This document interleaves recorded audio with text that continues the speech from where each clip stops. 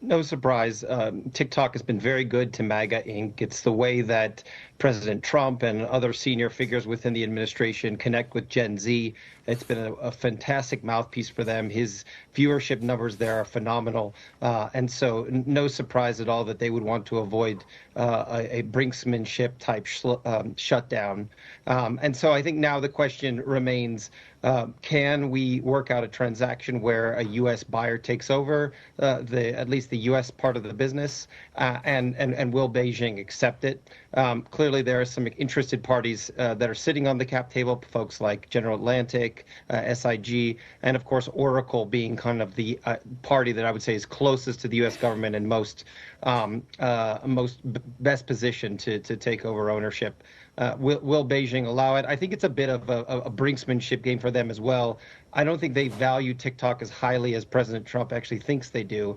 And so I think it's critical that the U.S. doesn't sacrifice too much in order to make that transaction happen.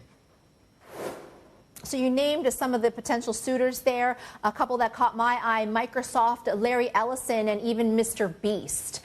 What, in terms of a suitor, do you think would be, fitting for China as well as the United States?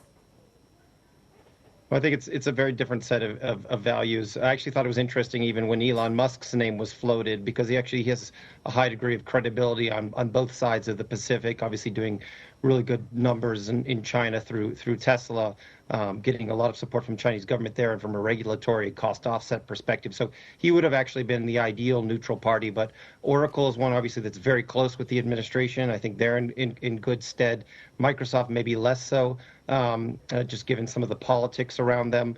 I think, obviously dollars are not the issue here. It's really, I think, proximity to Washington, to the White House. And then someone that the Chinese view as a more central neutral party. And so, most of the names mentioned aren't really fitting that bill. Maybe someone like Microsoft, which does have a decent amount of business on the China side, but one that both sides feel that they can trust to be a neutral counterparty.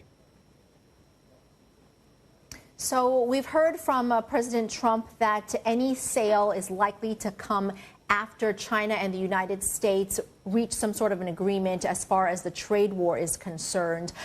Do you think that TikTok, similar to what I'm seeing for CK Hutchison here in Hong Kong, has it become a pawn in this trade war? I don't think it's a pawn, as I said. I think it's been caught in the middle of it. So in some ways, it's a victim of the trade war.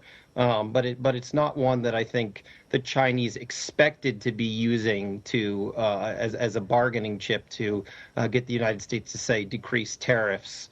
And so my recommendation to Washington is to not make it be part of the trade negotiations, to keep it very separate, because China itself has censored the app internally. It views the app as something that is detrimental to the time usage of its youth, and so it's one that I think can be handled separately and delicately and found in a neutral party. And I think we keep that aside and focus on the dollars and cents of the trade balance.